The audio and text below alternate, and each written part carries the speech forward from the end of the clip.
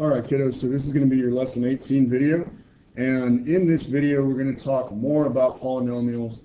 This is going to be our last lesson over it, and then we're going to review, and then we're going to test. What we're going to talk about more specifically is really the majority of this video is going to be about the polynomial theorems, but we're also going to see some things about the graphs of polynomials. But they're pretty inherent and intuitive, and you guys are already pretty good at using Desmos and figuring out things that way. So I'm not going to spend too much time on that. So here's our EQs. So first we're going to look at how a polynomial's linear factors can tell us what its graph is going to look like. Then we're going to look at the 4 theorems of polynomials that are important to this class. So the rational root theorem, the Descartes rule, the remainder theorem, and the factor theorem. We're going to learn what they are and how we can apply them. So let's go ahead and get started. And the first thing we're going to do, and let me go ahead and start loading this up. The first thing that we're going to do is begin looking at, let me make this smaller, try and make it fit in the window. Oops. So the first thing we're going to do is we're going to be looking at a whole bunch of different polynomials right here, right? And we're going to match them to one of these pictures, either A, B, C, D, E, or F. Okay, so we've got 6 polynomials, 6 pictures, and let's start matching them, and then we'll answer number 2 and see if we notice any kind of a pattern with respect to the degree of the polynomial. So first, let me get my window to fit this here. See if I can make it any smaller. So first, let's look at F.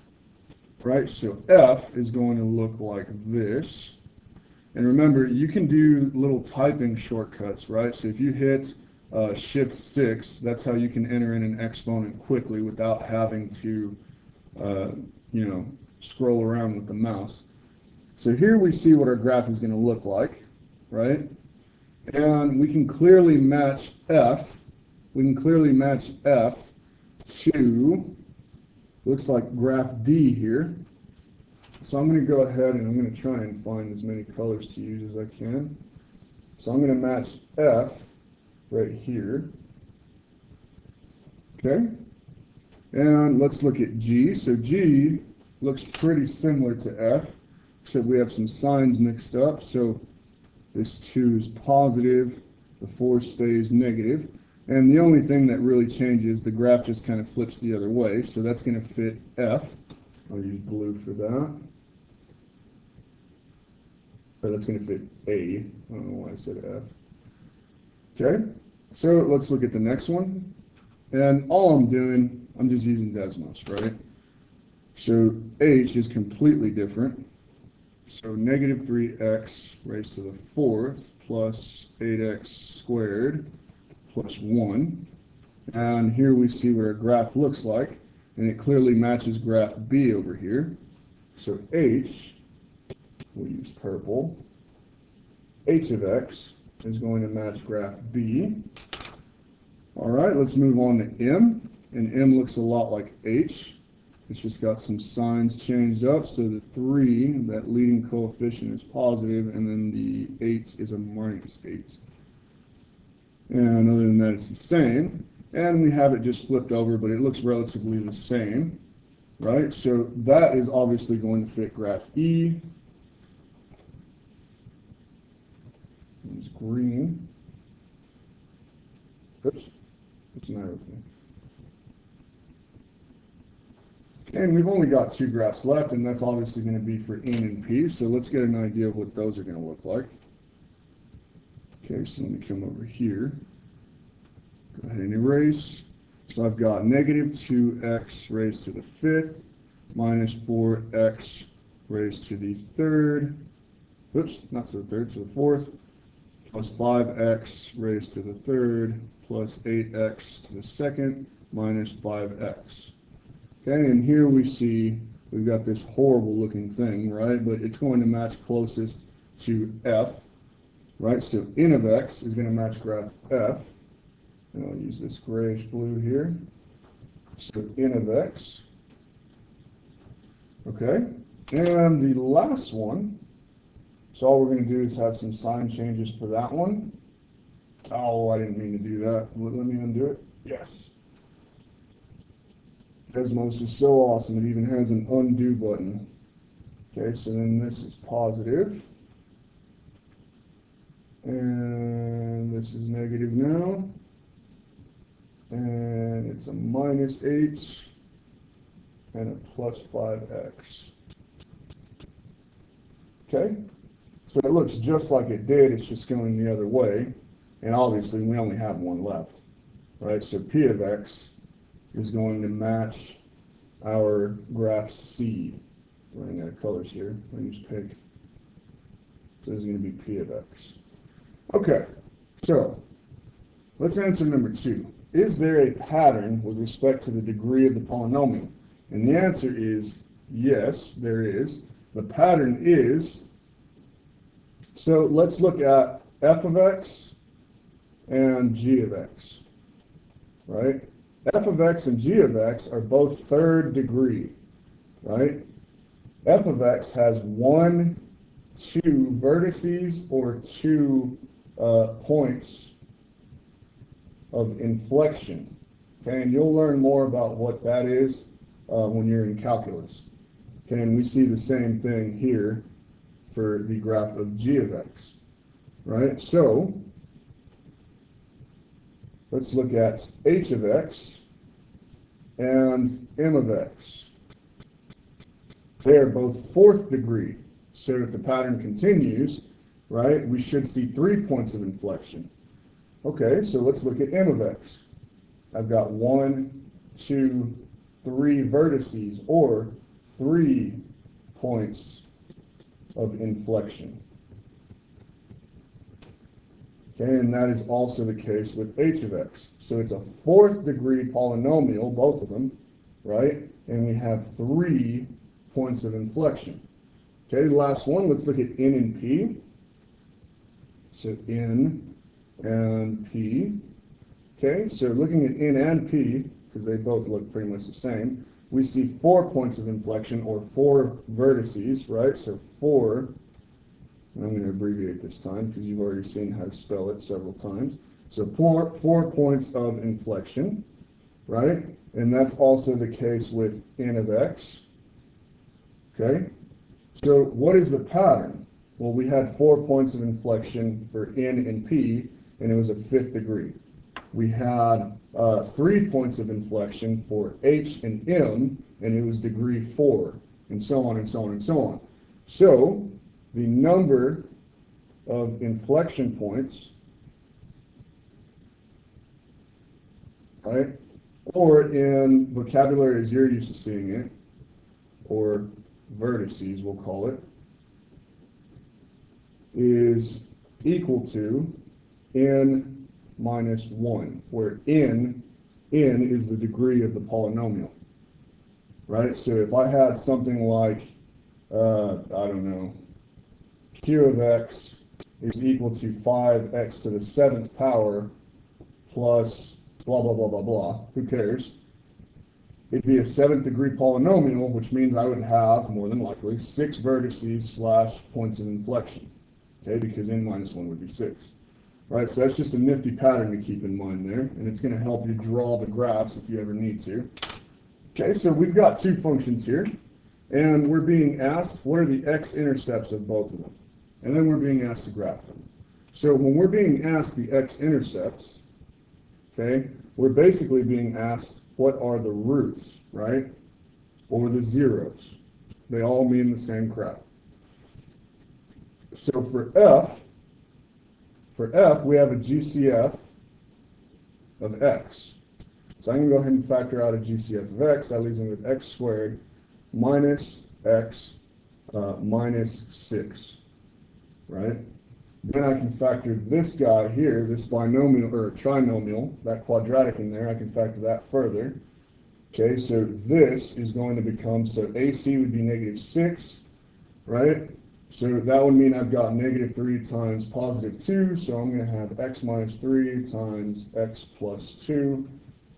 Okay, that's what my factors would be. So what are my roots? Well, my roots would be 0, positive 3 and negative 2. Or my x-intercepts would be 0, positive 3, and negative 2. So let's look at the graph, kind of go out of order here. So let's look at the graph of this guy. Let's see if I have enough room. So x cubed minus x squared, and minus 6x. Okay, so if I click here and look at my actual x-intercepts, well, there's one x-intercept, 0, negative 2, and positive 3. 0, negative 2, positive 3. Easy peasy, right? Okay, so I know what my x-intercepts are without even having to look at the graph. Okay, so let's try the same thing for g of x. Okay, so for g of x, we're going to have to do a substitution. So we're going to say, and I like using the letter r. That's just what I saw, and that's what I stuck to. It doesn't matter. You can pick whatever letter you want. Let's pretend that r is equal to x squared here on g of x. So when I do that, I'm going to end up with r squared minus 10r plus 9. Now it's just a regular quadratic that I can easily factor. Okay?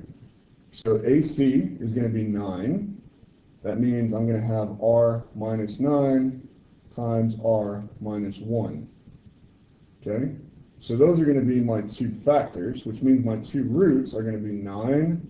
Actually, no, they're not. What's wrong with me? I forgot to substitute back in. I still need to put this back in for x, or for r. So I've got x squared minus 9. Okay, and x squared minus 1. Well, those are both differences of squares. So x plus 3, x minus 3, x plus 1, x minus 1. Okay, now I know my roots. My roots are plus or minus 3 and plus or minus 1. Okay, so again, let's look at our graph on Desmos. I've got two of them open now. So let me go ahead and clear that out. So our original function, x to the fourth power minus 10x squared plus 9. Okay, so there's negative 3 and negative 1. And then I've got positive 1 and positive 3. So plus or minus 1, plus or minus 3. Okay, so just to kind of further emphasize what it is that we're doing here, right? Okay, so let's move into the actual theorems. So that's what the brunt of this lesson is going to be about. So the first one we're going to look at is the rational root theorem. Okay, and the rational root theorem, it's kind of wordy, but it's really, really simple when you actually put it into practice. Okay, so if a polynomial function, where I've got a sub n, x to the n plus a sub n minus 1 times x to the n minus 1 plus on and on and on. We just keep going in that sequence. Okay, where a naught, that's what this means right here. So this a naught is just supposed to mean our a of 0 or our initial a. But basically what this is standing for, this is standing for our constant at the end. Right? So every polynomial, like this one, has a constant at the end. Okay? And if there's nothing there, we just say it's 0, right? In this case, on this polynomial, in the first example, it would be this minus 3. Anyway, so if it has integer coefficients, so this one has integer coefficients, 2, 9, minus 3, then every rational root of f of x, don't worry about this equals 0 part, because that's going to confuse you. Every rational root of f of x has the form p over q, where p is a naught and q is a factor of a sub n. Okay? So we're looking for factors, right? So let's apply it, because it's not going to make sense just reading it like that. Okay? You're not used to reading math speak the way I am, right? So we're being asked here on example 1 to list all the possible rational roots or solutions to this polynomial equation here. And it's already set equal to 0 for us. It's just a nice cube quadratic, right? So if we use the rational root theorem, right, p is a factor of a naught. So this is a naught right here. And we're going to call this P. And I'll use a different color for Q. So Q is going to be our leading coefficient, or a sub n. Okay? What we want to do is calculate all the possible outcomes of P over Q. Right? So what are all the factors of P? Namely, -3. Well, we've got -1 and +3, right? And we've also got +1 and -3. So the short way to write this, would be to just say plus or minus 1 and plus or minus 3. Oops. So plus or minus 1, plus or minus 3. Okay, those are all factors of P, -3 in this case. All right, let's follow the same process with Q. Q is a sub n, or the leading coefficient, which in this case is 2. What are the factors of 2? Well, you've got +1 times +2 and -1 times -2, right? Or again, if we write it in shorthand like I did here up top, okay, I can go ahead and just say plus or minus 1 and plus or minus 2.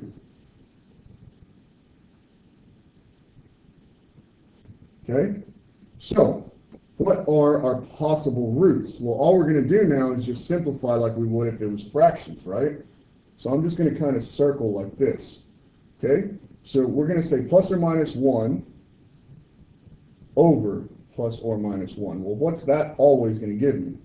It's either going to give me a positive or a -1. So that's one of our possible rational roots. Okay, so we're going to list that out over here, plus or minus 1. Okay, then I'm going to circle this way now with the 1 and the 3. Okay, so if I've got plus or minus 3 over plus or minus 1, our answer is always going to be either positive or -3, or plus or minus 3. Same idea over here with the 2. Okay, I'm going to end up with plus or minus 1/2, right? And same idea over here. Same idea over here with the 3 over 2. I'm going to end up with plus or minus 3/2, or 3/2, or 3 over 2. Okay, so there's my list of possible factors, right? And I know that looks like a mess, but it's really, really, like if you're really following this, it's super easy. Okay, so now let's answer these questions. Do these roots satisfy the equation? Well, we'll be able to tell here pretty quick, right? We'll be able to tell here pretty quick whether or not this satisfies the equation. So let's start plugging these in for x. So let's try +1. So 2 times +1 squared plus 9 times 1 minus 3. Is that going to equal 0? 2 times 1 squared, that's just 2, plus 9 minus 3. I don't even have to do any more math. I know that's not going to equal 0. Let's try it with -1. Is that going to equal 0? 2 times -1 squared plus 9 times -1 minus 3. This is going to end up being 2 again. This is going to be -9 minus 3. That's obviously not going to be 0 either. Okay, and the fact of the matter is, if I go ahead and skip ahead and find the actual roots on number 2, I'll plainly see that these roots do not satisfy the equation. Okay, they do not satisfy the equation. So no, in this case they do not. Okay, so let's find the actual roots. Right, so if I take this guy and solve it, and the easiest way to solve this one, we can't use AC grouping. Completing the square is going to probably be a huge pain in the butt because I've got a leading coefficient that's not 1. So I'm just going to use the, I almost said the Pythagorean theorem. I'm just going to use the quadratic formula. Okay, so negative b plus or minus the square root of b squared, so that would be, that would be 81. Okay, minus 4 times a times c. Okay, all of that over 2 times a, so that would be 2 times 2, which is 4. Okay, so start simplifying. So I've got negative 9 plus or minus, so 4 times 2 times negative 3 here. That is going to be positive 24, plus the 81 is going to be 105, so I've got the square root of 105, all of that over 4. Okay, so does 105 have a nice cute square root, or can I simplify it into something pretty? The answer is no. Okay, and the reason for that is because it's irrational. Okay, and that's important. So one of the roots is negative 9 plus the square root of 105 all over 4. The other root is negative 9 minus the square root of 105, all of that over 4. Okay, so why did the rational root theorem not yield the actual solutions? Because these solutions are not rational. Okay, remember the rational root theorem is looking for rational roots, roots that can be expressed as a fraction, right? P over Q. Okay, remember, something that's rational can be expressed as a ratio of numerator to denominator. This guy right here never can because of this irrational number square root of 105 that goes on and on and on forever as a decimal. Okay, so let's do an example where we can actually use the rational root theorem to find some actual roots. And we've got one right here below in example 2. So find all the possible rational roots. Find all the possible rational roots for f of x. Okay, so f of x equals x cubed minus 2x squared minus 5x plus 6. Okay, so p is 6, q is 1. So p equals 6, q equals 1, right? What are my factors of 6? Plus or minus 1, plus or minus 2, plus or minus 3, and running out of room here, plus or minus 6. Okay? 3 times 2 is 6, 6 times 1, 2 times 3, that's where those are coming from. What are all my possible factors for 1, really? Plus or minus 1. Okay? So, what are all my expressibles of that? Plus or minus 1 over plus or minus 1, well, that means one of them is possibly plus or minus 1. Okay? Plus or minus 2 over plus or minus 1, so that's going to give me plus or minus 2. Plus or minus 3 over plus or minus 1, that's going to obviously be plus or minus 3. And you see the pattern here, so plus or minus 6. So here's our list of possible roots here, right? And I'm not going to bother about doing the algebra to find the roots in this case. I'm going to go ahead and just use Desmos and see what the roots are. And let's just see if we actually got any that are rational. Okay, so copy and paste my link here so that way I can pull it up on this page. There it goes. It's been a little bit stupid.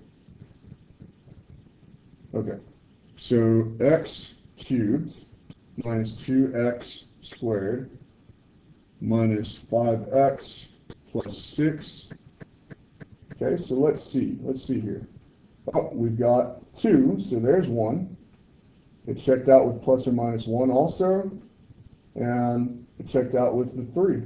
Okay, so it actually gave us some real solutions that we had, okay? So we had some actual rational roots here, okay, and those were our 3.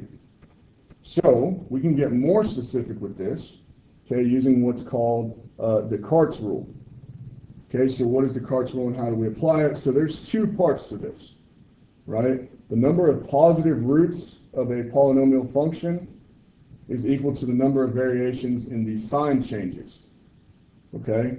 And it's less than this, or it's less than this by an even integer. Same thing for negative real roots, right? Except we're talking about f of negative x. Okay, so again, it's easier to see it in practice than it is to just hear about it, right? So f of x is x to the third minus 2x squared minus 5x. And let me do some color coding here. Okay, so number one, find the number of positive roots of f of x. Okay, so we're going to be using this first half of Descartes' rule for positive roots. Okay, so we're looking at the sign changes of f of x. Okay, so going from left to right here. So we're positive, then we change to negative. So there's a sign change. Then we're negative again, no change. Then we change to positive. So there's two sign changes, right? So that means there's a possibility of two positive roots, right? But we also have to include this part, or is less than this by an even integer. Okay, so the next even integer down, or if we subtract by the smallest even integer, right, that's not going to get us past 0, that's going to be minus 2. So it's 2 or 0 positive roots.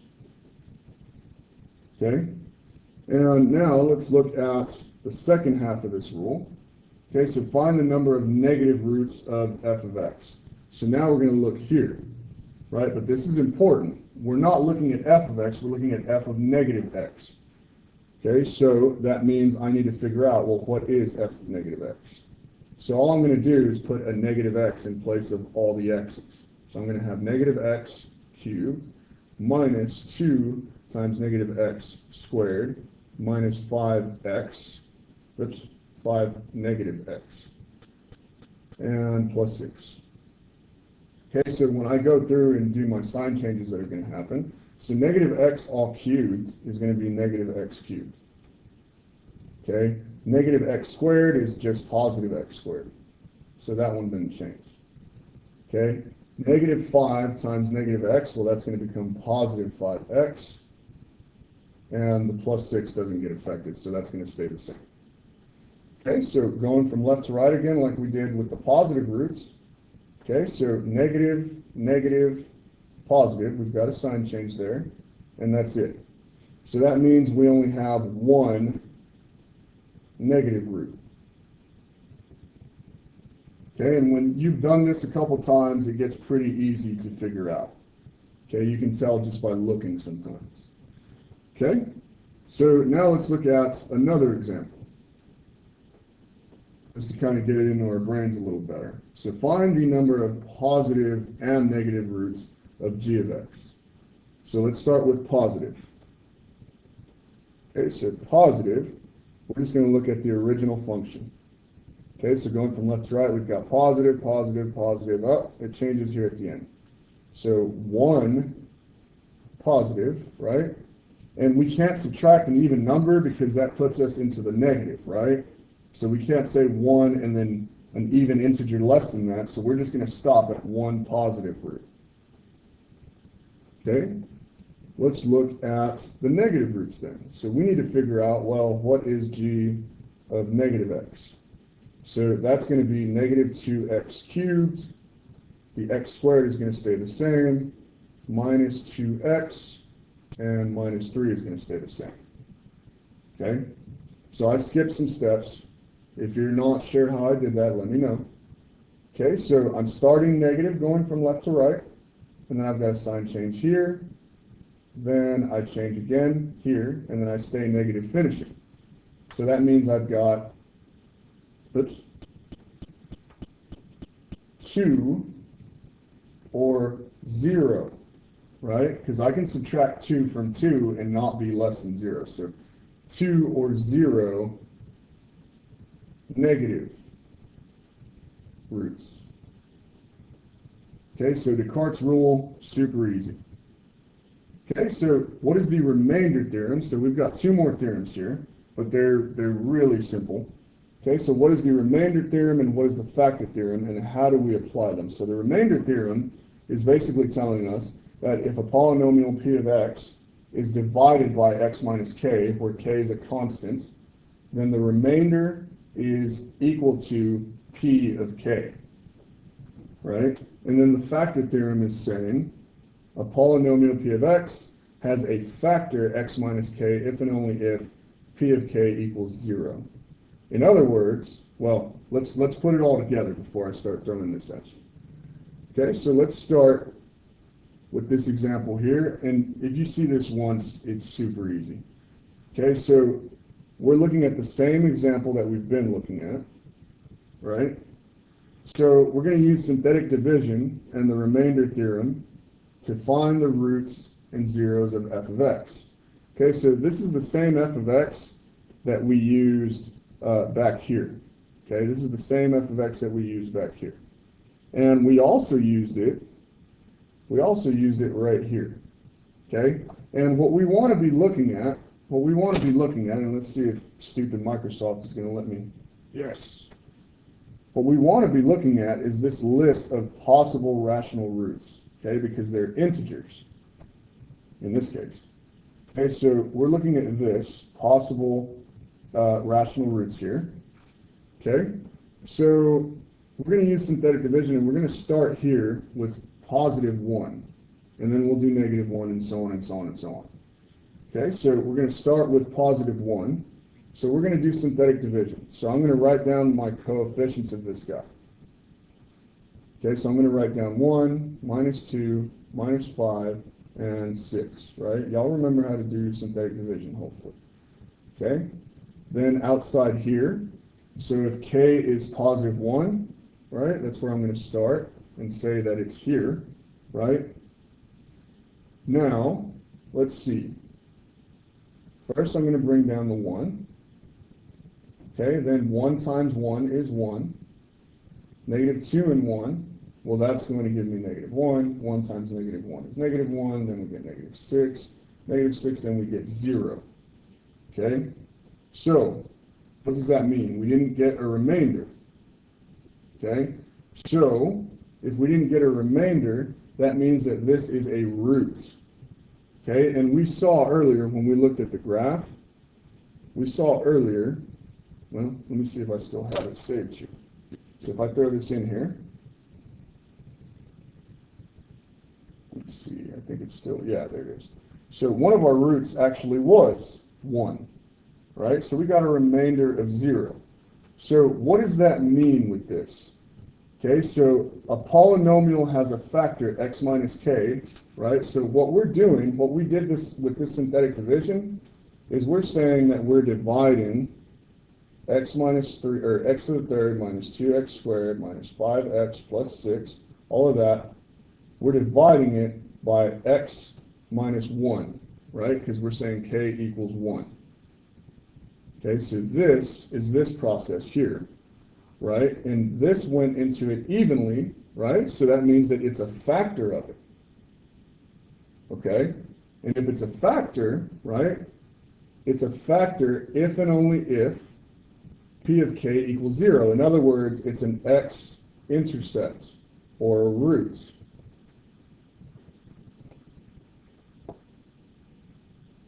Okay, so now let's try it with negative 1, right? Because that's the next one in our list. So all I'm going to do is put a minus 1 here. And same idea, so bring down the 1 that's right here, this first coefficient, just bring it straight down. Then you multiply, so negative 1, negative 3, positive 3, negative 2, positive 2, and 8. So what does this mean? Okay, so this is where we're going to apply the remainder theorem. Okay, so the remainder theorem says that if a polynomial is divided by x minus k, so this would be x minus negative 1, so x plus 1 this time, where k is a constant, then the remainder r is equal to p of k. So basically what I'm saying is p of negative 1 is going to be equal to 8. So does this point exist on our graph? Well, gee, I don't know. Let's look. So if I go here and make a table, and I put negative 1 by 8, holy dog crap, that does exist. Okay, so let me blow this up a little bit bigger. Okay, so you can see it clearly right there. Right there. It exists on this function. You have negative 1 by 8. And my mouse is being stupid. But that blue dot is clearly where it exists on there.